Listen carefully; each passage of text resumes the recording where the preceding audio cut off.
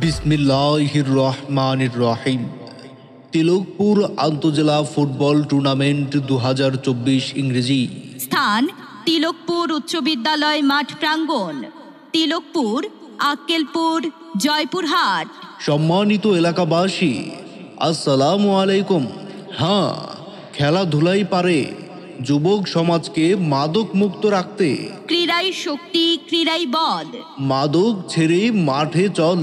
খেলার খবর ফুটবল, খেলার খবর ফুটবল। ফুটবল প্রেমী ভাই ও চাচাদের জন্য এক দারুণ সুখবর, এক দারুণ সুখবর। তিলকপুর টি স্টার সেবা সংগঠনের উদ্যোগে আন্তজেলা ফুটবল টুর্নামেন্টের প্রথম রাউন্ডের ষষ্ঠ ম্যাচটি আজ 18 নভেম্বর রোজ সোমবার বিকেল 2:45 তিলকপুর হাই স্কুল মাঠে অনুষ্ঠিত হতে যাচ্ছে।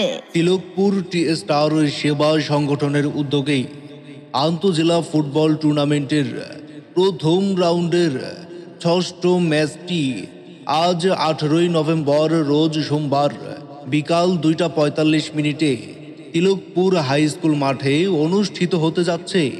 উক্ত খেলায় যে দুটি দল অংশগ্রহণ করতে যাচ্ছে, বাংলা হিলি, বাংলা হিলি, বাংলা হিলি বনাম পাবনা, পাবনা, পাবনা।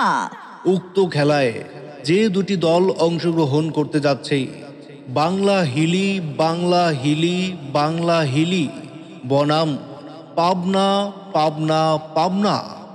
উক্ত খেলায় ধারাভাষ্যকর হিসেবে থাকছেন উত্তরবঙ্গের সকলের সুপরিচিত খোরশেদ রায়হান ভাই।